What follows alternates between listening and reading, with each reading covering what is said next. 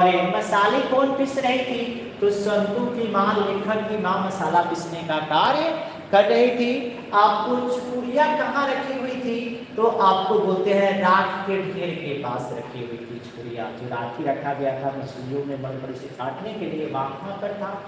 अब आपको बोलते हैं कि नरेन कौन है? तो वह दीदी का प्रेमिका है, लेखक के दीदी का प्रेमी है छोटू, और आपको दीदी का वह प्रेमी है। और आपको बोलते हैं पिताजी किससे नाराज है? तो नरेन से नाराज है, नरेन से नाराज है। पिताजी किसके हाथ पांव तोड़ने की बात करते हैं? तो नरेन के हाथ पांव तोड़ने की बात करते हैं। अब इससे कुछ क्वेश्चन वगैरह हम लोग समझेंगे कि झोले में लेकर बच्चे मछलियों को झोले में लेकर दौड़ते हुए पतली गली में क्यों घुस गए? तो लेखक और संतू दोनों कोई बाजार गया था, अब मछली को लेकर पतली गली से ये लोग घर इसलिए जा रहे थे कि ताकि झोले में बारिश की बूंदे पड़े और मछलियां जीवित रहे। इन लोगों को इसी बात के लिए जल्दीबाजी थी, इसलिए लोग पतली गली से जा रहे थे। मछलियों को लेकर बच्चों की क्या अभिलाषा थी? तो ये दोनों बच्चे जो संतू है और लेखक है, ये दोनों की इच्छा थी कि हम लोग अपने पापा जी से क्या करेंगे? पिताजी से मछलियां मांग लेंगे और मछलियों को हम लोग काटने नहीं देंगे, उसे पालने का कार्य करेंगे, जब जी करेगा तब खेलेंगे और फिर उसे कुआं में डाल देंगे।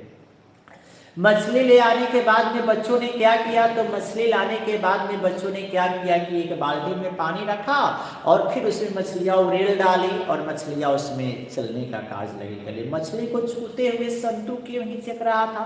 क्योंकि संतू को डर लग रहा था, ये संतू है ना, इसको डर लग रहा था कि कहीं मछलियां हमको काट ना ले, इसलिए वो छूते हुए डर रहा था। संतू क्यों उदास हो गया? तो संतू इसलिए उदास हो गया क्योंकि आपको बोलते हैं कि दो मछलियां जो जीवित थी वह कट चुकी थी, इसलिए संतू उदास हो गया। मछली के बारे में दीदी ने क्या जानकारी दिया था? तो मछली के बारे में दीदी ने यही जानकारी दिया था कि जो जीवित मछलियां रहती है उसके आंख में परछाई बनती है और मरी हुई मछलियों के आंख में नहीं परछाई बनती है। अभी जो संतू था ये मरे हुए मछली के ही आंख में झांक के अपनी आत्मा को संतुष्टि किया कि हाँ परछाई नहीं बन रही है, क्योंकि जीवित मछलियां से इसको डर लग रहा था। अब देखिए दीदी कहाँ थी और वह क्या कर रही थी? तो दीदी अपने कमरे में थी और पिताजी की दांत सुनने के बाद में वह आंसू बहाने का कार्य कर रही थी। आपको बोलते हैं अरे अरे कहता हुआ भंगू किसके पीछे भागता है? तो अरे अरे कहता हुआ भंगू आपको संतू के पीछे भागता है, क्योंकि संतू मरल के मछलियां उठा के उसको कुआं में डालने जा रहा था। इसलिए मछली और दीदी में क्या समानता दिखाई देती है? तो जिस प्रकार से मछली का अपना जीवन जीने का अधिकार नहीं है, उसी प्रकार से दीदी को भी अपना जीवन साथी चुनने का कोई अधिकार नहीं है। दीदी भी समाज के बंधनों में पिताजी के आपको अधीन है और मछली भी मनुष्य के अधीन है।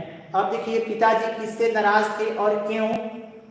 तो आपको बोलते हैं पिताजी आपको दीदी से नरेन से नाराज थे क्योंकि वह एक आवारा किस्म का लड़का है जो आपको लेखक के घरों का चक्कर काटने का कार्य करता है। ठीक है, इससे आपको क्वेश्चन आंसर रहेंगे। एक और कहानी से हम सभी कोई क्वेश्चन आंसर देखने का कार्य कर लेंगे जो आपके लिए कुछ महत्वपूर्ण है। देखिए वह कहानी है आपको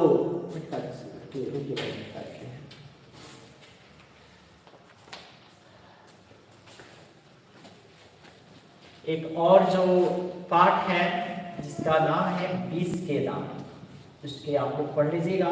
बाकी जितना पाठ है उसमें के कवि का नाम आप लोग याद रखेंगे, उनका जन्म तिथि आप लोग देख लेंगे थोड़ा, क्योंकि ऑब्जेक्टिव के तौर पर वह उसे रखने का कार्य करता है। देखिए आपको 20 के दांत, तो 20 के दांत जो कहानी है इसको थोड़ा आप सभी कोई पढ़ने का कार्य करेंगे। नलिन विलोचन शर्मा, तो याद रखिएगा इससे खास करके ऑब्जेक्टिव पूछता है कि मनोविज्ञान पर आधारित कौन सी कहानी है? तो आपको 20 के दांत है जो मनोविज्ञान पर आधारित है या मनोविज्ञान पर आधारित है। इससे कुछ ऑब्जेक्टिव रहता है। जीवन के मामले में कौन अपवाद था? तो खोखा था। खोखा जीवन के मामले में अपवाद था। सेन साहब की जो कार थी वह किस रंग की थी? तो आपको काले रंग